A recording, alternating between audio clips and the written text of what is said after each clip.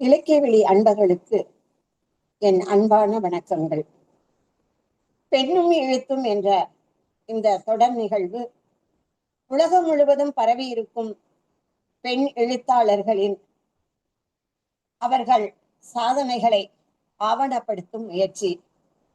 நேற்றைய எழுத்தாளர்களையும் இன்றைய எழுத்தாளர்களையும் அறிமுகப்படுத்தும் அரியதொரு நிகழ்வு. இந்த வகையில் இன்று பேச இருக்கும் எழுத்தாளர் எம்.ஏ. சுசிலா அவர்கள். தமிழகத்தின் முன்னோடி எழுத்தாளர்களில் இவரும் ஒருவர். கட்டாயமாக அவருடைய எழுத்து பயணத்தை பற்றி அறிய வேண்டிய ஒரு சூழல் நமக்கு இருக்கின்றது. இவர் 1949ஆம் ஆண்டு ராமநாதபுரம் மாவட்டம் காரைக்குடியில் பிறந்தவர். பெற்றோர் தாய் சோபனாதேவி, தந்தை அனந்தராம். தந்தை காவல்துறையிலே கண்காணிப்பாளராக புரிந்தவர், தாய் பள்ளி தலைமை ஆசிரியராக இருந்தவர். அதனால் இயல்பாகவே இவருக்கு கல்வி பின்புலம் இருந்திருக்கின்றது என்பதை பார்க்கலாம். இவர் ஒரு சிறுகதை நாவல் ஆசிரியராக, கட்டுரை ஆசிரியராக அவர் முன்னணி வகித்தாலும் இவர் பேராசிரியராக பணிபுரிந்தவர், திறந்த மொழிபெயர்ப்பாளர், சொற்பொழிவாளர், பெண்ணிய கருத்தாளர், வலைப்பதிவர், சமூக போராளி என்று பன்முக பரிமாணங்களை கொண்ட இவரை பற்றி நாம் விரிவாக காண வேண்டும். மதுரை பாத்திமா கல்லூரியிலே 36 ஆண்டுகள் கல்வி பணிபுரிந்தவர். அதில் 2 ஆண்டுகள் கல்லூரியினுடைய துணை முதல்வராகவும் பணியாற்றி இருக்கின்றார். இவர் தன்னுடைய பேராசிரியர் பணியிலே பல அனுபவங்களை சந்தித்திருக்கின்றார். அவற்றையெல்லாம் அவர் அப்படியே விட்டு விடாமல் தன்னுடைய எழுத்துக்கு வலிமையாக பின்னணியாக எடுத்துக்கொண்டுள்ளார் என்பதை அவதானிக்க முடிகின்றது. இவர் 1979ஆம் ஆண்டு அமரர் கல்கி நினைவு சிறுகதை போட்டியிலே தன்னுடைய ஒரு உயிர் விலை போகிறது என்ற கதையினை அவர் அனுப்பி தந்துள்ளார் அந்த போட்டிக்கு. அதிலே அவர் முதல் பரிசினை பெற்றிருக்கின்றார். இவருடைய முதல் பரிசு கதையே பெண்ணிய சிந்தனையை பேசக்கூடியதாக, இந்த உலகிலே மனிதாபிமானமற்ற செயல்கள் எப்படி நடக்கின்றன, ஒரு உயிர் அது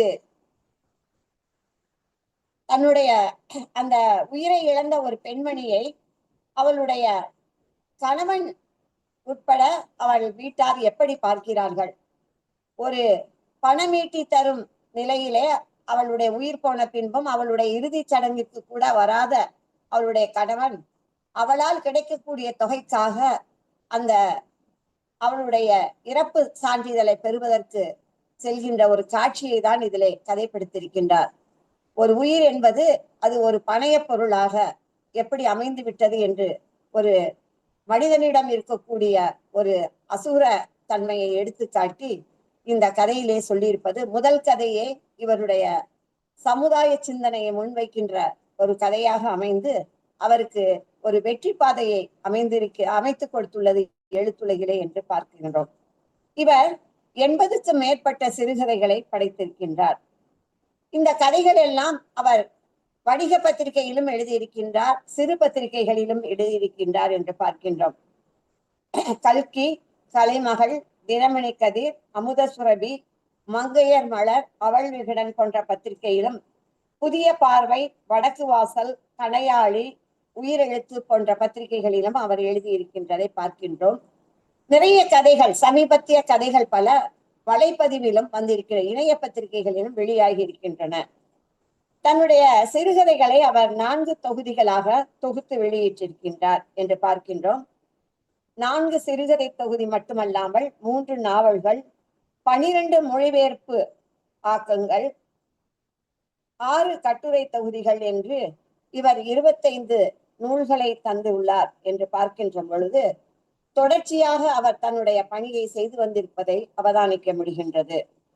இவருடைய நாவல் என்று பார்த்தால் யாதுமாகி என்பது 2004 அதாவது அவருடைய எழுத்து பயணத்துல கிட்டத்தட்ட 25 ஆண்டுகள் கழித்தான் அவர் நாவல் என்ற இலக்கிய வடிவத்தை தொட்டு பார்த்திருக்கின்றார் என்கின்றோம்.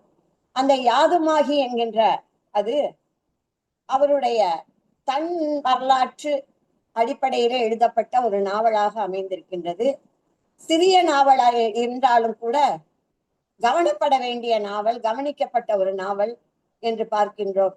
அங்கும் அவர் ஒரு பெண்மை எப்படி நிராகரிக்கப்படுகின்றது, பெண்மையின் மீது எப்படி சுமைகள் அழுத்தப்படுகின்றன, அதாவது 3 தலைமுறையாக பெண்கள் எப்படி வாழ்ந்து கொண்டிருக்கிறார்கள் என்பதை அருமையாக அவர் கதைப்படுத்தி இருப்பதை பார்க்கின்றோம். இது ஆங்கிலத்திலும் மொழியாக்கம் செய்யப்பட்டு வெளிவந்துள்ளது. அடுத்ததாக அவருடைய நாவல் என்று பார்த்தால் தடங்கள். இந்த நாவல் இது அவருடைய கல்லூரி வாழ்க்கை பின்னணியை அடிப்படையாக கொண்டு எழுதப்பட்ட நாவல். பொதுவாக தமிழ் சூழலிலே இந்த மாதிரியான நாவல்கள் மிக மிக அரிது. அதாவது ஒரு சில அமைப்புகளை முன்வைத்து அந்த அமைப்புக்குள்ளே நடக்கக்கூடிய பல விஷயங்களை கொண்டு எழுத்திலே பதிப்பது என்பது மிக ஒரு அபூர்வமான ஒரு செயலாக இருக்கின்றது. மேலை நாடுகளிலே ஆங்கில கதைகளிலே நாம் அதிகம் இதை பற்றி இந்த வளாக நாவல் என்று சொல்லக்கூடிய வகையை நாம் பார்க்க முடியும், கேம்பஸ் நாவல்ங்கிறத. அதிலே அந்த நிலையிலே இவர் தடங்கல்கள் என்ற கதையினை இவர் உருவாக்கி இருக்கின்றார். ஒரு கல்லூரி சூழலிலே பேராசிரியர்களுடைய வாழ்க்கையும் மாணவர்களுடைய வாழ்க்கையும் எவ்வாறு அமைந்திருக்கின்றது என்பதை அருமையாக கதைப்படுத்தி இருக்கின்றார். மூன்றாவதாக அவர் எழுதியிருக்கின்ற கதை 5 திங்களில் முஞ்சுதல் பிழைத்தும் என்கின்ற ஒரு கதை.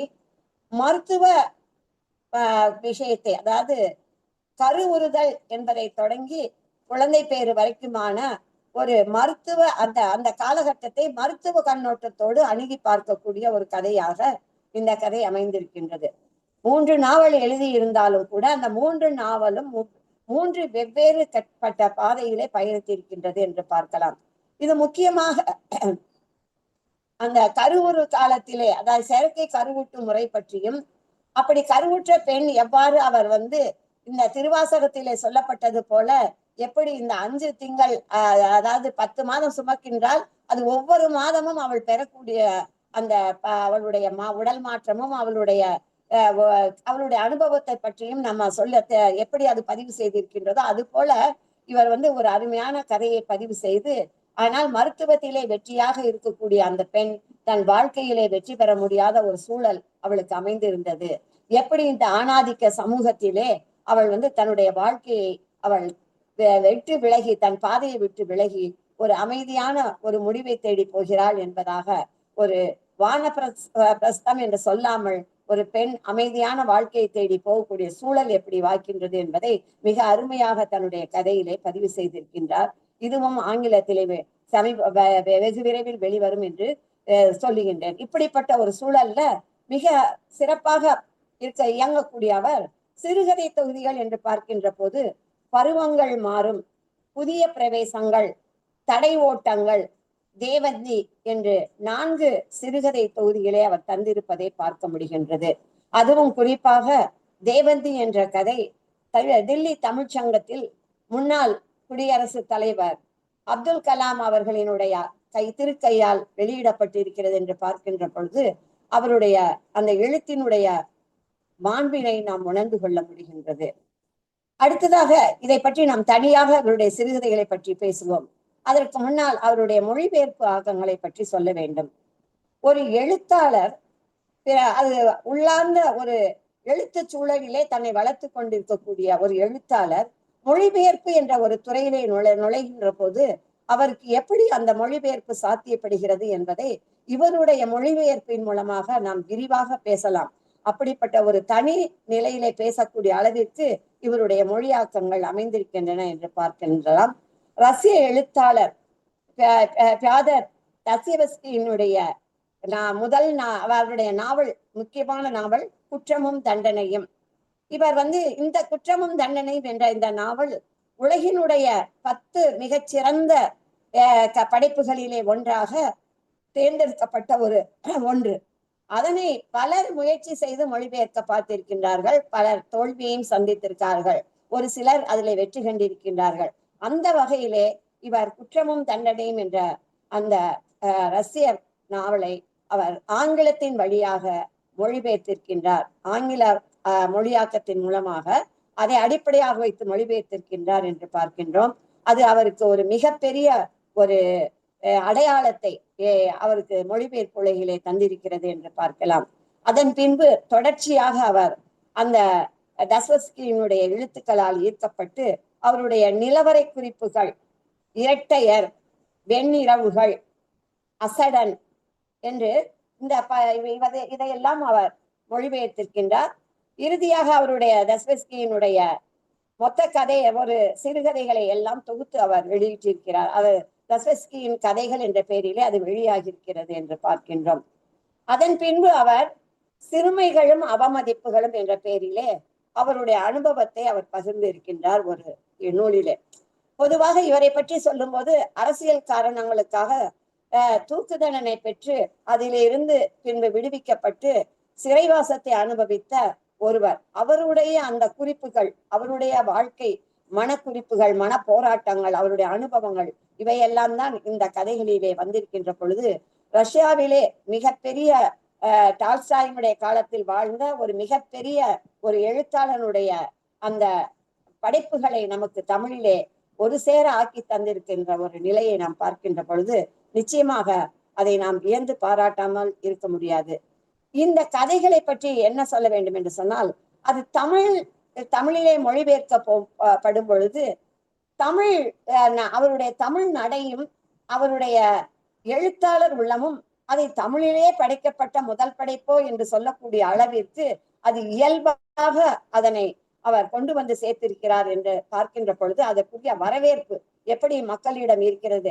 சாதாரணமாக கதை படிக்கக்கூடியவர்கள் கூட இவருடைய மொழிபெயர்ப்பு கதையை விரும்பி படித்து அதற்காக தங்களுடைய பாராட்டினை தெரிவித்திருக்கிறார்கள் என்று பார்க்கும்போது அதுவும் நமக்கு வியப்பளிக்கின்றது.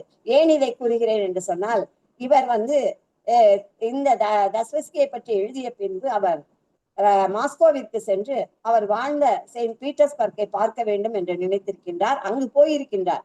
அங்கு அவர் வாழ்ந்த இடம், அவர் வாழ்ந்த தெருக்கள், அவர் சொன்ன பாத்திரங்கள், விழாவிய இடங்கள், இவற்றையெல்லாம் அவர் பார்த்திருக்கிறார். அவர் சொல்லுகின்றார் தன்னுடைய ஒரு பேட்டியிலே, எனக்கு மாஸ்கோவை பார்க்க வேண்டும் என்று கூட எனக்கு ஒரு ஆவல் இல்லை, ஆனால் தஸ்வஸ்கி வாழ்ந்த பீட்ஸ்பர்க்கை பார்க்க வேண்டும் என்ற ஆவல் தான் எனக்கு அதிகமாக இருந்தது என்று சொல்கின்றார். அவருடைய மனப்பான்மையை ஒரு வாசகரும் அவர் கொண்டிருக்கிறார் என்று பார்க்கும் போதுதான் வியப்பு மேலில் இருந்தது. இவருடைய கதையை படித்துவிட்டு அந்த படித்து முடித்த 10 நாளிலேயே அவர் அந்த பீட்ஸ்பர்க் சென்று அங்கு அவர் கதையிலே காட்டக்கூடிய களங்களை எல்லாம் அவர் புகைப்படம் எடுத்து அவர் இவருக்கு அனுப்பி வைத்து, இப்படிப்பட்ட நீங்கள் உலாவிய இடத்தில் உங்கள் மொழிபெயர்ப்பு கர்த்தாவாக இருக்கக்கூடிய தஸ்வஸ்கி உலாவிய இடத்தில் நானும் உலாவி வந்தேன் என்று அவர் அனுப்பி தந்த பொழுது அவர் மகிழ்ச்சி பெற்றாரோ இல்லையோ, நமக்கு மிகுந்த மகிழ்ச்சியை அது அளிப்பதாக இருக்கின்றது. இப்படி எழுத்தை மொழிபெயர்ப்பு ஆக்கத்தை எப்படி அவர் நம்முடைய இயல்பான எழுத்தாக வடிவமைத்துக் கொள்வதற்கு அவருடைய எழுத்து அனுபவம் அவருக்கு உதவி இருக்கிறது என்று பார்க்கலாம். ஆனால் அவர் அதோடு நின்று விடவில்லை. அவர் இந்தியாவிலே இருக்கக்கூடிய மிகப்பெரிய ஆளுமைகளை பற்றி அவர்களுடைய கதைகளையும் மொழிபெயர்க்க வேண்டும் என்று அதற்கு பின்னால் அதனிலும் முயற்சி செய்கின்றார். முக்கியமாக வங்க எழுத்தாளர்களான ஆசா பூர்ணா தேவி, மகாஸ்வேதிதா தேவி, மகாஸ்வேதா தேவி இவர்களின் சிறுகதைகளை எல்லாம் பிரம்மாஸ்திரம்ங்கிற பெயர்ல அவர் தொகுத்திருக்கின்றார். அதற்கு பின்னால் அவர் மாம் என்ற அவருடைய சிறுகதைகளை என் தலைக்கு மேல் சரக்கொன்றை என்ற ஒரு பெயரிலும், அதற்கு பின்னால் டால்ஸ்டாய், ஆண்டன் செக்காவ், நிக்கோல் போன்றவருடைய கதைகளை மரே என்னும் குடியானவன் என்ற பெயரிலும் மொழிபெயர்த்திருக்கின்றார். அதை தவிர அவர் பஞ்சாப் எழுத்தாளருடைய ஹரிந்தர் சிக்கருடைய அந்த கதைகளை எல்லாம் அவர் தொகுத்திருக்கிறார். சகுமத் அழைக்கிறார் என்ற பெயரிலே தொகுத்திருப்பதை பார்க்கலாம். கவிஞனின் மனைவி என்ற பெயரிலே ஒரு தொகுப்பை கொண்டு வந்திருக்கிறார். அதிலே ஆசாபூர்ணா தேவி, மகாஸ்வேதிதா தேவி கதைகளோட டால்ஸ்டாயும் கதையினையும் இணைத்து எல்லா இடத்துக்கும் மொழிபெயர்ப்பு மட்டும் பாலம் அல்ல, இவர்களுடைய கதைகள் எல்லாம் எப்படி ஒன்றுக்கொன்று தொடர்புடையவனாக பாலங்களாக அமைந்திருக்கின்றன என்பதை அவர் மிக அருமையாக காட்டுவதை பார்க்கலாம். இதுல குறிப்பா சொல்ல போனா அவருடைய அசடன்கிற அந்த கதை மொழியாக்கத்திற்கு 3 பரிசுகள் ஒரு சேர கிடைத்திருக்கின்றன என்பதை பார்க்கலாம். ஒன்று SRM கல்லூரியில இருக்கக்கூடிய தமிழ் பேராயம் அளித்த GU போப் விருது அவருக்கு கிடைத்திருக்கின்றது. கனடாவினுடைய அந்த மொழிபெயர்ப்புக்கான அந்த இலக்கிய தோட்ட விருது அவருக்கு கிடைத்திருக்கின்றது.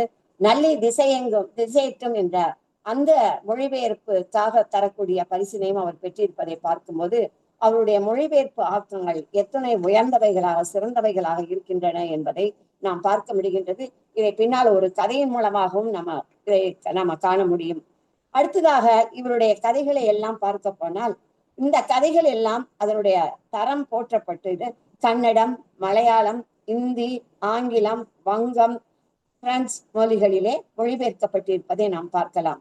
இப்படி நம்முடைய இந்திய மொழிகளிலும் பிற மொழிகளிலும் பிற மொழிபெயர்க்கப்பட்டுள்ள ஒரு பெருமைக்குரியதாக இருக்கின்றது என்று பார்க்கலாம். இவருடைய கண் திறந்திட வேண்டும் என்ற ஒரு கதையானது பாலு மகேந்திராவின் கதை நேரத்திலே நான் படிக்கணும் அப்படிங்கிற பெயர்ல அது காட்சிப்படுத்தப்பட்டுள்ளது என்பதையும் நாம் பார்க்கின்றோம். இப்படி இவர் இதை மட்டும் அல்லாம கோவை ஞானியினுடைய அவரும் ராஜேஸ்வரி பாலசுப்ரமணியன் அவர்களும் லண்டன் எழுத்தாளர் பாலசுப்ரமணியன் அவர்கள் ராஜேஸ்வரி பாலசுப்ரமணியன் அவர்கள் கூட்டு முயற்சியால் வந்த பெண்ணிய சிறுகதைகள், பெண் இலக்கிய ஆளுமைகளை பற்றிய சிறுகதைகள்ல இவர் தொடர்ச்சியாக அந்த 11 வருடங்களும் இவர் எழுதியிருக்கின்றார். அதிலே தொடர்ந்து 4 வருடம் சிறப்பு பரிசுகளையும் பெற்றிருக்கிறார் என்று பார்க்கலாம். இப்படி இவர் நிறைய பரிசுகளை விருதுகளை இவர் பெற்றிருக்கின்றார். அதிலும் குறிப்பாக சொல்லப்போனால் ரஷ்ய கலாச்சார அந்த அமைப்பும் விஷ்ணுபுரம் வாசக பட்டமும் இணைந்து இவருக்கு தஸ்வஸ்கியின் தமிழ் குரல் அப்படிங்கிற ஒரு அருமையான ஒரு விருதினை வழங்கி இருக்கின்றது என்று நாம பார்க்கிறோம். அப்புறம் சிறந்த எழுத்தாளருக்கான விருது இவருக்கு கிடைத்திருக்கின்றது. அது அமரர் சுஜாதாவினுடைய பெயரிலே வழங்கப்பட்டிருக்கிறது என்று பார்க்கிறோம். ஸ்ரீரத்னா விருது இவர் பெற்றிருக்கின்றார். மணல் வீடு அவர்களுடைய அந்த அமைப்பின் கீழ் ராஜன் கிருஷ்ணன் நினைவு விருதினை அவர் பெற்றிருக்கிறார். சிறந்த பெண்மணிக்கான விருதினை அவர் பெற்றிருக்கின்றார். இப்படி இவருடைய எழுத்துக்கள் பல விருதுகளையும் பரிசுகளையும் பெற்று சிறந்திருக்கின்றன என்று பார்க்கின்றோம். அத்துடன் இவரை பற்றி இன்னும் சில குறிப்புகளை சொல்ல வேண்டும் என்றால் இவர் நாடகத்துறையிலும் தன்னுடைய காலை பதித்திருக்கின்றார். நிஜ நாடக இயக்கத்திலே பயிற்சி பெற்றிருக்கின்றார். ஒரு நாடகத்திலே ஒரு பாத்திரமாக நடித்தும் இருக்கிறார் என்று பார்க்கலாம். இன்னும் சொல்லப்போனால் ஒரு பேராசிரியராக அவர் பணிபுரிந்த ஆண்டுகள்ல அவர் ஆய்வு வழிகாட்டியாக இருந்து பல முனைவர் பட்ட ஆய்வுக்கும் இளமுனைவர் பட்ட ஆய்வுகளுக்கும் அவர் வழிநடத்தி சென்றிருக்கிறார் என்று பார்க்கின்ற பொழுது இன்னும் அதைவிட குறிப்பு என்று சொல்ல வேண்டும் என்றால் இவருடைய மாணவிகளான உமா மகேஸ்வரி, தேனமை லட்சுமணன் போன்றவர்கள் எல்லாம் ஆசிரியர் எழுத்தாளர்களாக உருவாகி இருக்கிறார்கள் என்று பார்க்கின்ற பொழுது இவருடைய சாதனை அளப்பரியது என்பதை நாம் பார்க்கின்றோம். இப்படிப்பட்ட இவருடைய கதைகளுக்கு முக்கியமாக நான் சிலவற்றை சொல்ல வேண்டும் என்று நினைக்கின்றேன். அதாவது இவர் தொடர்ச்சியான செயல்பாட்டிலே இருந்திருக்கிறதை பார்க்கின்ற பொழுது ஒரு எழுத்தாளர் எப்படி இயங்க வேண்டும், அதுவும் ஒரு பெண்ணாக இருந்து கொண்டு ஒரு பணியிலே தன்னுடைய அதாவது நேரத்திலே அந்த பணியை ஆற்ற வேண்டும் இல்லையா? 8 மணிக்கு சென்றால் 4 மணி வரைக்கும் கல்லூரி வளாகத்தில் இருக்கக்கூடிய ஒரு சூழல்ல பல பெண்மணிகளை வழிநடத்தக்கூடிய சூழல்ல அவர் தொடர்ந்து செயல்பாட்டிலே இருந்திருக்கிறார் என்று பார்க்கும்போது அது நமக்கு வியப்பினை தருகின்றது. அப்புறம் இவருடைய சிறுகதைகளை சொல்லும் பொழுது அதிலே நான் சில 2-3 கதைகளை உங்களுக்கு நான் சொல்ல விரும்புகின்றேன். அதுல புதிய பிரவேசங்கள் 1988 அவர் எழுதிய புதிய பிரவேசங்கள்ங்கிற கதை. பொதுவா இவருடைய கதையில என்ன சிறப்பு என்று சொன்னால் கதை கருவு ஒரு சிறப்பு என்று சொன்னால் அதை விட அதை சொல்லி போகின்ற முறை, அதாவது ஒரு எழுத்துல தான் உணர்ந்ததை அப்படியே பதிவிட வேண்டும், தான் நினைத்ததை தன்னுடைய உணர்வுகளை அப்படியே அவர் எழுத்தின் மூலம் கடத்துவதற்கு அவருடைய தமிழ் பின்புலமும் மிகவும் அது அவருக்கு துணை போகி இருக்கிறது என்பதை அவருடைய பல கதைகள்ல நம்ம பார்க்க முடிகிறது. இந்த புதிய பிரவேசங்கள் பாருங்க, அது தொடங்குற ஒரு காட்சியே எப்படி அருமையாக இருக்கிறது. இது ராமாயணத்துல சீதை தீக்குளிக்கின்ற ஒரு காட்சியை அவர் கதைப்படுத்தி இருக்கின்றார். கதையின் பெயர் புதிய பிரவேசங்கள். இது தொடக்கம். அன்று இலங்கை பட்டினத்தில் அக்னி பிரவேசம் அரங்கேறும் வேலை. அன்றைய நிகழ்வுக்கு நானும் ஒரு மௌன சாட்சியாய் இருக்க போகிறேன் என்று நினைத்தேனோ என்னவோ, கீழ்திசை கடலிலிருந்து முகம் காட்ட தொடங்கி இருந்த ஆதவன் செவ்வொளியிலே கூட சில கருமை நிறங்கள் காணப்படுகின்றன என்று அந்த கதையினை மிக அருமையான ஒரு காட்சி படிமத்தோடு தொடங்குகின்றார். இந்த கதையிலே சீதையை தீக்குளிக்க வைக்க போற ராமனுடைய நிலை, சீதையினுடைய மனப்பான்மை, இதுதான் கதைப்படுத்தியிருக்கிறது. இதுல முடிவு மிக முக்கியமான இந்த தொன்மங்களை கதைப்படுத்துவதுங்கிறது இந்த பலருக்கு கைவந்த கலை. அதுல முக்கியமாக என்னை சுசிலா அவர்களுக்கு அது கைவந்த கலையாக இருக்கிறது. என்னன்னா இந்த இடத்துல அவர் ராமாயணத்தை எடுத்திருக்கார். அது மாதிரி ராமாயணத்துல முக்கிய பாத்திரமான இது பேசப்படாத பாத்திரமான இலக்குவனின் மனைவி ஊர்மலையை பற்றி ஒரு கதை எழுதியிருக்கிறார். பெரிய புராண இருந்து சடங்கவியார், அந்த சங்கிலியார், இவருடைய கதையையும் அவர் கதைப்படுத்தி இருக்கிறார் என்றெல்லாம் பார்க்கின்ற பொழுது, இவர் இலக்கியத்துல தோய்ந்த தன்னுடைய அந்த ஆளுமையை எப்படி அவர் கதைகளின் வழியாக வேறு பார்வையிலே கடத்தி இருக்கிறார் என்று பார்க்க முடியுது. இதுல இன்னும் முக்கியமாக சொல்ல போனால் தேவந்திங்கிற கதை, சிலப்பதிகாரத்துல கண்ணகியின் தோழியாக வரக்கூடிய தேவந்தியின் கதையினை அவர் மிகச் சிறப்பாக பதிவு செய்திருக்கின்றார். அதையும் நாம் பார்க்கலாம். சரி, இதுல என்னவென்று சொன்னால், இவளை தீக்குளிக்க வைப்பதற்கு மனதிலே ஒரு தயக்கம் இருக்கிறது. ஆனால் வேறு வழி இல்லை. ஒரு மன்னனாக தான் செய்ய வேண்டிய கடமையை ராமன் செய்ய நினைக்கின்றான். அப்ப அவனுடைய மனம் எப்படி இருக்கிறது? சீதையை பார்க்கின்றான். பல ஆண்டுகள் கழித்து சிறைப்பட்டு இருந்த சீதையை அவன் பார்க்கின்றான். அப்ப அவனுடைய மனதுல ஏற்கக்கூடிய எண்ணத்தை சொல்லுகிறார். இப்பிறவியில் இது 2வது சந்திப்பு. மிதிலையில் காட்சி நம்மை கூட்டி வைத்தது இல்லை, இதுவோ மீளாத துன்பக்குழியில் நம் இருவரையும் ஆழ்த்திவிடப் போகிறது என்று சொல்லிவிட்டு, சிவதனுசு முறியும் அந்த அதிலே நாம் சேருவோம் என்ற நம்பிக்கை இருந்தது. இலங்கையிலோ நாம் அதிலே நாம் எப்படி இருக்கிறோம் என்று சொன்னால், நாம் பிரியக்கூடிய தருணத்திலே இருக்கிறோம் என்று மனம் தளர்வடைய செய்கிறது என்று சொல்லுகின்றார். இப்படி அவர் அந்த ராமன் உண்மையிலேயே மனம் விரும்பி தீக்குளிக்க வைக்கவில்லை என்பதை இந்த காட்சியிலே அவர் சொல்லிவிடுகின்றார். அதன் பின்பு அவர் சொல்லுகின்றார், சீதையினுடைய மன குமரல் எப்படி இருக்கிறதா. சீதை அந்த தூசி படிந்த நிலையிலே 14 வருடமாக பிரிந்து இருப்ப, 14 வருட அந்த காட்டு வாழ்க்கையில இவள் பிரிந்து வந்த வாழ்க்கை எப்படி இருந்திருக்கிறது என்று காட்டுகின்ற பொழுது, அவள் தூசி படுந்த மேனியோடு இருக்கும்போது அவள் மண்டோதரி அவளை அலங்கரிக்க பார்க்கிறார். நீ அலங்கரிக்க வேண்டாம், நான் இப்படியே என்னுடைய தலைவனை பார்க்க போகிறேன் என்று சொல்வார். அப்பொழுது ராமன் ஆட்களை அனுப்பி சொல்லுவான், நீ அவளை நல்ல கோலத்தோடு கொண்டு வா என்று சொல்லி அவளுடைய அழகை சீர்திருத்தி கொண்டு வா என்று சொல்லும் போது இவள் சீர்திருத்தப்பட்டு அங்கு போகிறார். அவளை பார்த்து அவன் சொல்லுகின்றான், மாற்றானிடத்து நீ இவ்வளவு காலம் இருந்து வந்தையே, நீ உன்னுடைய உடலை மாய்த்து இருக்கலாம், இப்படி உயிரோடு இங்கு நிற்கின்றாயே இந்த அழகு கோலத்திலே என்று சொல்லும் போது முதலாக அவள் திடுக்கிடுகின்றாள். புரிகின்றது அவளுக்கு எதற்காக தன்னை அலங்கரித்து வர சொல்லி இருக்கிறார் என்பதை புரிந்து கொண்டு அவள் திகைத்து நிற்கின்றாள். அப்படி திகைத்துக்கின்ற அவளுடைய மனப்பான்மையை காட்டுகின்றான். உயிரின் ஒவ்வொரு அணுவிலும் வார்த்தை அக்னியால் பொசுக்கி தீர்ந்த பின் இன்னொரு அக்னி பிரவேசம் எதற்கு என்று அவள் நினைக்கின்றாள். அவளுடைய வார்த்தைகளே அக்னி குழம்பாய் அவள் மேல பாயும் போது இன்னொரு அக்னி பிரவேசம் தேவையா என்று நினைத்துவிட்டு இறுதியாக அவள் தீர்மானமாக ராமனிடம் அவள் சொல்லுகின்றாள், முதல் முறையாக உங்களை நான் எதிர்த்து பேச, நான் இங்கு எதிர்த்து உங்களுடைய வார்த்தைக்கு நான் கட்டுப்படாமல் போகின்றேன் என்று சொல்லிவிட்டு அவள் சொல்லுகின்றார், என் நிலையில் இந்த தீக்குளிப்புக்கு ஒரு நொடியில் நான் உடன்பட்டு விட முடியும். ஆனால் அக்னி பிரவேசம் செய்து என் பெருமையை பறைசாற்றிக் கொள்ளவோ, அதை செய்யாமல் இருப்பதன் மூலம் எதிர்காலத்தில் என்னை போன்ற பெண்கள் என் பெயரால் எரியூட்டப்படும் என் சகோதரிகளின் எண்ணிக்கையை குறைக்க வேண்டும் என்ற ஆசைப்படுகிறேன் என்று சொல்லி, என்னை மன்னிக்கவும், நான் தீயில் இறங்க மாட்டேன் என்று சொல்லுகின்ற அந்த காட்சி, இது ஒரு புதிய பிரவேசமாக ஒடுக்கப்பட்ட பெண்களின் வார்த்தைகள் இழந்து மௌன சாட்சிகளாய் நிற்கும் பெண்களினுடைய வார்த்தைகளாய் புதிய பிரவேசமாய் அந்த கதையினை கொண்டு சென்றிருக்கிறார் என்று பார்க்கும்போது அது ஒரு முக்கியமான கதையாக நான் அவதானிக்கின்றேன். அதனுடைய தொடர்ச்சியாக தான் நான் தேவந்தியினுடைய கதையை, அதாவது ஒரு பெண்மையின் குரல் எப்படி ஒழிக்கப்பட வேண்டும் என்பதற்கு சொல்லப்பட்ட மற்றொரு கதை தான் தேவந்தி. தேவந்தி பாசண்ட சாத்தானுடைய மனைவி, கண்ணகியினுடைய தோழி. கண்ணகி கோவலனை பிரிந்து இருக்கின்ற பொழுது இரவிலே ஒரு கனவு கண்டு அவள் ரொம்ப மனதால் பாதிக்கப்பட்டு இருக்கின்றாள். அந்த நிலையிலே தேவந்தி அவளை பார்க்க வருகின்றாள். பார்க்க வந்தவள், நீ இப்படி வீட்டிலே அடைபட்டிருக்க வேண்டாமே, என் போல நீ கோயில் குலத்திற்கு சென்று சோமகுண்டம் சூரியகுண்டம் இணங்கி நீ வழிபாடு செய்யலாமே, உன்னுடைய கணவனை திரும்பி வர வேண்டும் என்று நீ பிரார்த்தித்துக் கொள்ளலாமே என்று கேட்கும்போது அது பீடென்று என்று மறுத்தாள் கண்ணகி. அந்த நேரத்திலே தேவந்தி தன்னுடைய வாழ்க்கையை அவளிடம் பகிர நினைக்கின்றார்.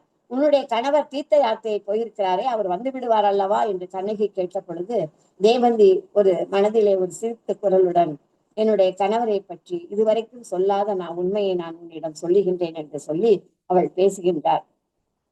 அதாவது என்னுடைய கணவன் அவன் உண்மையிலேயே அவன் என்னை விட்டு பிரிந்து சென்று விட்டான், அவன் ஒரு கடவுள் அப்படின்னு அதாவது இந்த கதையில பாசண்ட சாத்தான்கிற ஒரு கடவுள் அவர் மனிதனாக பிறவி எடுத்து வருகின்றான். அதாவது மாலதிங்கிற பெண் அதாவது இவளுடைய மூத்த மாமியார், அவள் அந்த மாற்றாளுடைய குழந்தையை அவள் பால் ஊட்டும் போது அது விக்கி இறந்து விடுகிறது. அந்த குழந்தையை எடுத்துக்கொண்டு போய் பாசண்ட சாத்தான் கோயிலிலே கிடத்திய போது பாசண்ட சாத்தான் இவளுக்காக அந்த குழந்தையினுடைய வடிவத்திலே இவள் வீட்டில் வளர்ந்து உரிய காலத்திலே அது கடவுளாக போய்விடுகின்றது. இதற்கிடையிலேயே அவனுக்கு திருமணம் நடக்கின்றது. அந்த திருமணம் 8 ஆண்டு காலம் அந்த வாழ்க்கையிலே தேவந்தியுடன் அவர் கூடவில்லை என்பதையும் இந்த கதையிலே அங்கு காட்சிப்படுத்தப்பட்ட ஒரு கதையை இவர் எடுத்துக்கொள்கிறார். எடுத்துக்கொண்டு தேவந்தி சொல்லுகின்றால், உண்மையிலேயே அது பாசண்ட சாத்தானா இல்லை, அது அந்த மாலதியினுடைய மன பிரம்மை. குழந்தையை மூச்சு திணறி இருக்கிற குழந்தையை இறந்து விட்டது என்று சொல்லி பாசண்ட சாத்தான் கோயிலிலே கொண்டு போட, அந்த கோயிலிலே இவள் அழுத அழுகையிலே அவள் உலுக்கிய உழுக்கலிலே அந்த குழந்தை உயிர் பெற்று விடுகிறது. ஆனால் அவளுடைய மனக்கண்ணில் அது பாசண்ட சாத்தானே தனக்கு வந்ததாக நினைக்கின்றாள். அப்படியே அந்த குழந்தையிடம் கூடி வளர்க்கின்ற பொழுது அந்த குழந்தை மனதிலும் தான் ஒரு தெய்வம் என்ற ஒரு பிரமையை ஏற்படுத்தி விடுகின்றாள். அதனால் அவன் அப்படியே தன்னோட வாழ்ந்து அவன் சென்று விடுகின்றான் என்ற ஒரு கதையினை சொல்லி இந்த நிகழ்காலத்துக்கு ஏற்ப அந்த கதையினை உருமாற்றம் செய்துவிட்டு அவள் சொல்லுகின்றாள், இப்படி எந்த நிலையிலும் என்னோட வாழாது சென்று விட்ட ஒருவனை பற்றி நான் சொல்லுகின்றேன் என்று சொல்லுகின்றார். அவள் அந்த பேசுகின்ற பொழுது உள்ள வார்த்தைகள் தான் மிக முக்கியம். மனித கடமைகளில் மனைவிக்கு ஆற்ற வேண்டிய கடமை என்பதும் உட்பட்டு இருக்கிறதா இல்லையா? அப்படி அதுவும் உட்பட்டுள்ளது என்றால் மனித நிலையில் கேட்க வேண்டிய எல்லா மனித விடையில் செய்ய வேண்டிய எல்லா கடமைகளையும் என் கணவர் முழுமையாக செய்து முடித்து விட்டார் என்று எப்படி சொல்ல முடியும்? மனைவி என்பவளுக்குள்ளும் அந்த மனித உயிருக்குள்ளும் தனியாக ஒரு இதயம் துடித்துக் கொண்டிருக்கிறது என்பது மட்டும் ஏன் கணக்கில் எடுத்துக் கொள்ளப்படுவதில்லை? இதையெல்லாம் அவரிடம் கேட்காமல் மௌனமாக இருந்து விட்டேன் கண்ணகி. இந்த கேள்விகளை எல்லாம் கேட்பதற்காகவே அவரை நான் சந்தித்தாக வேண்டும். ஆனால் நிச்சயமாக அவள் சந்திக்க முடியாது.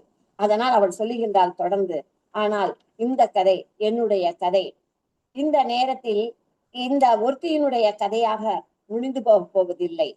இனி வரும் காலங்களில் வேறு ஏதோ வடிவத்தில் தொடரத்தான் போகிறது. அப்பொழுது இன்றில்லை என்றாலும் என்றோ ஒரு நாள் ஏதாவது ஒரு யுகத்தில் அந்த கேள்விகளை கேட்காமல் நான் விட்டுவிடப் போக மாட்டேன். இந்த மாதிரியான மௌனங்கள் விடைபடும் தருணத்தை நிச்சயம் நான் நிகழ்ச்சி காட்ட தவற மாட்டேன் கண்ணகி என்று சொல்லுகின்ற பொழுது, பெண்கள் பேச வேண்டும், மௌனித்திருந்தால் அவருடைய விடுதலையும் கேள்விக்குறிதான் என்பதை புதிய பிரவேசங்களில் சொன்னது போல தேவந்தி கதையிலும் அவள் முன்வைத்திருப்பதை பார்க்கின்றோம். இப்படி பெண்ணியத்தை அந்த தொன்ம கதைகளின் வழியாக அவர் உள்வாங்கி அதை வெளிப்படுத்துகின்ற அந்த கதைகள் எல்லாம் ஒரு அமரத்துவம் வாய்ந்த கதைகளாக நமக்கு காட்சியளிக்கின்றன. இன்னொரு முக்கியமான ஒரு கதையும் உங்களோடு பகிர்ந்து கொள்ள விரும்புகின்றேன். விட்டு விடுதலை ஆகி, அதாவது ஒரு பெண்ணுக்கு அவள் எப்படி உடலால் அவள் தாக்கப்பட்டு, அதாவது புறத்தாக்குதல் இந்த ஆணாதிக்க உலகில் புறத்தாக்குதல் அதிகம். அதையும் விட அவளுக்கு அவளுடைய உள் உறுப்புகளினுடைய அவளுடைய உடல் சார்ந்த அவருடைய பல விஷயங்களும் நாம பேசப்பட வேண்டும் என்பதை இந்த கதையிலே அவர் சொல்லி இருக்கின்றார். அதாவது ஒரு பெண், மன வாழ்க்கையிலே ஈடுபட்ட ஒரு பெண் ஆரம்பம் முதற்கொண்டு 5வது மருமகளாக வந்து வீட்டிலே எந்த விதமான, அந்த கூட்டு குடும்பத்திலே எந்த விதமான ஒரு பயணத்துக்கும் அவர் இடம் கொடுக்காமல் அவள் வந்து இல்லத்திலேயே தன்னுடைய வாழ்க்கையை கடத்தி கொண்டிருக்கின்றாள். குழந்தைகளுக்கு மொட்டை அடிக்கிறதுக்கோ வேற எதுக்கோ கூட அவள் வெளியில சென்ற ஒரு காட்சி இல்ல, காட்டப்படல. அப்படிப்பட்ட சூழல்ல அவளுடைய அவளுக்கு மகன் பிறந்து, அந்த அவனுக்கு மகன் பிறந்து அவங்க வந்து போனதுக்கு அப்புறமேலு கணவன் வந்து கூப்பிடுறான். சரி, உன்னை எங்கேயுமே நான் வந்து வெளியில நம்ம போனது இல்லையே, உன்னை கூட்டி கொண்டு போனது இல்லையே, நீ வா, என்னோட வா, நாம போய் உன்னுடைய மகன், நம்முடைய மூத்த மகனுடைய பிறப்பிந்த பின்பு அவனுக்காக வேண்டிக் கொண்ட அந்த கடமையை நம்ம நிறைவேற்றி வருவோம், நம்ம குலதெய்வம் மலைக்கோயிலுக்கு செல்வோம் சொல்லி கூட்டிட்டு போறார். இவளும் ரொம்ப மகிழ்ச்சியாக அந்த பயணத்தை அனுபவித்துக் கொண்டு போகிறாள். எப்படி அந்த பயணம் அனுபவித்து போகிறாள் என்பதை ஒவ்வொரு காட்சியிலும் அவள் காட்டிக்கொண்டே இருக்கின்றார். அங்கு போய் ஒரு நீர்வீழ்ச்சியிலே இறக்கி விடுகிறார்கள். இதிலே குளித்து விட்டு நாம் கோயிலுக்கு போக வேண்டும் என்று அவளை இறக்குகின்றார். அப்ப அந்த நேரத்திலே அவள் வந்து சுடீரென்று அவளுக்கு வயிற்றிலே ஒரு வலி ஏற்படுகின்றது. அவள் அப்பொழுதுதான் உணர்கின்றாள், தான் தனக்கு நின்று விட்டது மெனப்பாஸ் டைம் என்று சொல்லக்கூடிய அந்த இடத்திலே இருக்கிறேன், எனக்கு இனி தீட்டு என்பது இல்லை என்று நினைத்துக் கொண்டிருந்த அவள் கடந்த 6 மாதங்களாக அதிலிருந்து விடுதலையாகி வந்து விட்டேன் என்ற நிலையில அவள் அதை உணர்கின்றாள். தான் அந்த இடத்திலே இப்பொழுதுமே நான் போக முடியாதா, கோயிலுக்கு நான் வெளியிலே வர முடியாதா, அங்கு சென்று நாம் தரிசிக்க முடியாதா என்ற ஒரு நிலை ஏற்படுகின்ற பொழுது அவளுக்குள் ஒரு தீர்மானம் ஏற்படுகின்றது. அதை பற்றி தான் இந்த கதை. அதுல அவர் சொல்லுகின்றாள், பெண் வந்து அவளுடைய வயிற்றிலே ஏற்பட்ட அந்த அடி வயிற்றினும் அவளுக்கு தான் எந்த நிலையில் இருக்கிறோம் என்பதை புரிந்து கொண்ட பின்பு அவள் மனதிலே தோன்றுகின்றது, தொடங்கிய புள்ளியிலேயே மீண்டும் வந்து நின்று விட்டதை நான் உணர்கின்றேன். சோர்ந்த ஆயாச உணர்வு அவளுக்கு தலையெடுக்க தொடங்குகிறது.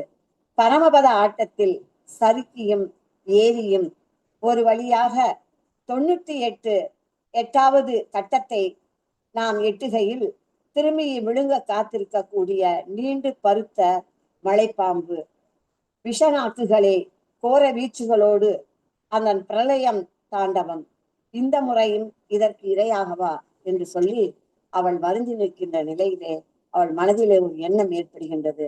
கணவர் என்ன, உனக்கு என்ன ஆகிவிட்டது என்று கேட்கும்போது, இல்லை இல்லை, நாம் வந்து குளித்து விட்டு நாம் இறைவனை தரிசிப்போம் என்று சொல்லி தான் வந்து விடுதலையாகி விட வேண்டும். உடலில் உள்ள அந்த உடல் காரணமாக அல்ல, நம் மனதிலும் அதை ஏற்றுக்கொண்டு புதிய ஒரு நிலையை இந்த சமூகத்துல நாம முன்னெடுக்க வேண்டும்ங்கிற ஒரு செயல்பாட்டை பெண்களுக்கு உணர்த்தும் விதமாக இதெல்லாம் இந்த நாம் இழுத்துக் கொள்ளக்கூடிய அந்த மரபு கட்டுப்பாடுகளில் எல்லாம் நாமே உருவாக்கி கொண்ட கட்டுப்பாடுகளிலிருந்து நாம் விலகி வெளிவர வேண்டும் என்று அவள் அந்த நேரத்தில் அந்த 50 வயதுக்கு மேல அவள் உணர்கிறாள் என்பதை மிக அருமையாக அந்த கதையிலே படுத்தி காட்டியிருக்கின்ற போது ஒவ்வொரு பெண்ணும் இந்த கதைகளை எல்லாம் படித்து அதை உள்வாங்கிக் கொண்டு தங்களுடைய விடுதலையை தாங்களே தேடிக்கொள்ள வேண்டும் என்ற மிக மிக அருமையான சில கதைகளை அவர் சொல்லி சென்றிருக்கின்றார் என்று பார்க்கின்ற போது மற்றதையெல்லாம் நான் உங்கள் கைக்கு விடுகின்றேன். இன்னும் ஒரே ஒரு செய்தி, மொழியாக்கத்தில் அவருடைய பணி எப்படி அமைந்திருக்கிறது என்று ஒரு சிறுகதை வாயிலாக பார்க்கலாம். பிரம்மாஸ்திரம்ங்கிற கதை, ஆசா பூர்ணா தேவியினுடைய ஒரு அருமையான ஒரு கதை. அதிலே வரக்கூடியது 3 பாத்திரங்கள் தான். அந்த 3 பாத்திரங்கள்ல ஆண் பாத்திரம் பேரு ரன்வீர் என்பது, ஓஷிமா என்பது அவருடைய மனைவியின் பெயர்.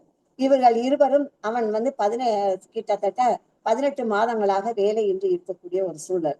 அந்த குழந்தைகள், அவனுக்கு இருக்கக்கூடிய குழந்தைகள் பால் வாங்க கூட காசு இல்லாத ஒரு சூழல்ல இருவரும் இருக்கின்றார்கள். அந்த நேரத்துல ரன்வீர் சொல்லுகின்றான், உன்னோடு படித்தானே அந்த அந்த கோஷால் சாஹிப், அவனிடம் சென்று நீ எனக்காக வேலை கேட்க வேண்டும், அவன் பெரிய பதவியிலே இருக்கின்றான், அவனிடம் சென்று வேலை கேட்க வேண்டும் என்று பலவிதமாக அவளிடம் கேட்கின்றான். ஆனால் அவள் வந்து அதை மறுக்கின்றாள். நான் எப்படி இவ்வளவு காலத்துக்கு பின்னால் அவனை சென்று நான் பார்க்க முடியும், அதுவும் உனக்காக வேலை நான் எப்படி அவனிடம் கேட்க முடியும், இது நன்றாக இல்லை என்று சொல்லி திரும்ப திரும்ப அவனிடம் எடுத்துரைக்கின்றார். ஆனா மனைவியினுடைய அந்த இதை மறுக்கிறான். இதுல என்ன இருக்கு, நீ தயவு செய்து புரிந்து கொள், நான் வேலை இல்லாமல் எப்படி நான் தவிக்கின்றேன் என்பதை புரிந்து கொள், அதைவிட முக்கியமா நம்முடைய குழந்தைகள் எப்படி பாலுக்கு கூட வழி இல்லாமல் தவிக்கின்றன என்பதை நீ புரிந்து கொள் என்று சொல்லி அவளை வலுக்கட்டாயமாக அவனுடைய தோழனை பார்க்க அனுப்பி வைக்கின்றார். ஆனால் அவனுடைய அடிமனது மட்டும் சொல்கின்றது, நிச்சயமாக இந்த வேலை கிடைக்கக்கூடாது. ஏனால் வேலை கிடைத்து விட்டது என்று சொன்னால் அவன் இன்னும் இவளுடைய நினைவில் இருக்கின்றாள் என்பதை நாம் உணர்ந்து கொள்ள வேண்டும். அது அவன் விரும்பவில்லை. ஒரு ஆண் மனம் அதை விரும்பவில்லை. அவன் வற்புறுத்தினால் கூட அவனுடைய மனமும் அப்படி இருக்கிறது என்பதை மிக அருமையாக அந்த கதையிலே சொல்லப்பட்டுள்ளது. ஆனால் அவள் செல்கிறாள். திரும்பி வந்தவுடன் இவன் கேட்கின்றான், என்ன ஆயிற்று போன காரியம் என்று. உடனே அவள் ஒன்னும் பதில் சொல்லவில்லை. சிறிது நேரம் கழித்து அவன் வற்புறுத்தற்கு பின் சொல்லுகின்றாள், வேலை கிடைத்து விட்டது, நாளையே வந்து சேர வேண்டும், 275 ரூபாய் அதுக்கு நமக்கு கொடுக்கின்றார்கள், அந்த வேலைக்கு கொடுக்கிறார்கள் என்ற பொழுது அவன் சொல்கிறான், 275 ரூபாய் அந்த கதை எழுதப்பட்ட காலத்துல மிகப்பெரிய தொகை, இது எனக்கு கிடைக்க போகிறதா, இதுக்கு நாளையே செல்ல வேண்டுமா என்று சொல்லிவிட்டு உடனே அவன் சொல்லுகின்றான், அதை எப்படி நாளைக்கே நான் போக முடியும், அந்த வேலை எனக்கு பிடிக்குமா பிடிக்காதா அதெல்லாம் எனக்கு தெரிய வேண்டாமா, சொன்ன உடனே நான் போய் அந்த வேலையில சேர முடியுமா, பணம் கிடைக்குதுன்னு போக முடியுமா அப்படின்னு சொல்றான். அப்ப இவ ரொம்ப அமைதியா சொல்றா, அது நான் போற வேலை, நான் எனக்காக வேலையை நான் கேட்டு வந்தேன், உன்னை பற்றி நான் அவரிடம் பேசவில்லை, நான் எனக்காக நானே போய் கொள்வேன், நீ அதற்காக சிரமப்பட வேண்டாம், எந்த வேலையாக இருந்தாலும் நான் அதை செய்வேன் என்று சொன்ன பொழுது கணவன் தன் மீது எறிந்த பிரம்மாஸ்திரத்தை, அந்த வேலை என்ற பிரம்மாஸ்திரத்தை எரிந்து பழைய நண்பனோடு அவளுக்கு உள்ள தொடர்பினை அவன் காட்டி, அவள் அது எப்படி இருக்கிறது, இது புதுப்பிக்கப்படுமா இல்லையா, புதுப்பித்தால் அது எப்படி தன்னை பாதிக்கும் என்றெல்லாம் தெரிந்துமே அந்த பிரம்மாஸ்திரத்தை அவன் மீது ஏவுகின்றான். ஆனால் அந்த பிரம்மாஸ்திரத்தை கையிலே வாங்கி திரும்பி அதை அவன் மீது எரிகின்ற ஒரு மனைவியினுடைய மனப்பாட்டை, இதுவும் ஒரு தொன்ம குறியீடாக வந்திருக்கக்கூடிய இந்த கதையினை மிக அருமையாக அவர் சொல்லியிருக்கின்றார். அதனுடைய இறுதி பகுதியை பார்த்தாலே உங்களுக்கு தெரியும் அது எப்படி அருமையாக தமிழ் படுத்தப்பட்டிருக்கிறது என்று. அந்தரங்கமான தனது தனித்த உலகத்தை தீ வைத்து பொசுக்கி விடாமல் நிர்தாட்சியப்படுத்தப்பட்ட அந்த பெண்மணி அந்த பிரம்மாஸ்திரத்தை இன்னொருவன் மீது விடும்போது மட்டும் ஏக்கம் காட்ட வேண்டுமா என்ன என்று சொல்லி, இதற்கெல்லாம் பெண்மை தலை சாய்க்க கூடாது, நாம் நம் மீது எரியப்படும் அஸ்திரங்களை திருப்பி எறிய பழகி கொள்ள வேண்டும் என்ற ஆசாபூர்ணா தேவியினுடைய அந்த அருமையான கதையாடலை இவர் தம்முடைய மொழி நடையிலே மிக அருமையாக, இது ஒரு தமிழ் சூழலில் ஏற்பட்ட முதல் கதையோ என்று சொல்லுகின்ற அளவிற்கு மொழியாக்கம் செய்திருக்கிறார் என்று பார்க்கும்போது எம்.ஏ. சுசிலா அவர்களுடைய கதைகள் மீண்டும் மீண்டும் படிக்கக்கூடியவைகளாக, நம்முடைய கதை ஆர்வத்தை தணிக்கக்கூடியது மட்டுமல்ல, பெண்மையை விழிப்படைய செய்வது, நல்ல தமிழ் நடையை நமக்கு தரக்கூடியது, ஒரு இலக்கிய பாங்கான தளத்திலே செல்வது என்று கூறிக்கொண்டு இந்த அருமையான வாய்ப்பினை தந்த இலக்கிய வெளிக்கு என்னுடைய நன்றியை தெரிவித்துக் கொள்கிறேன்.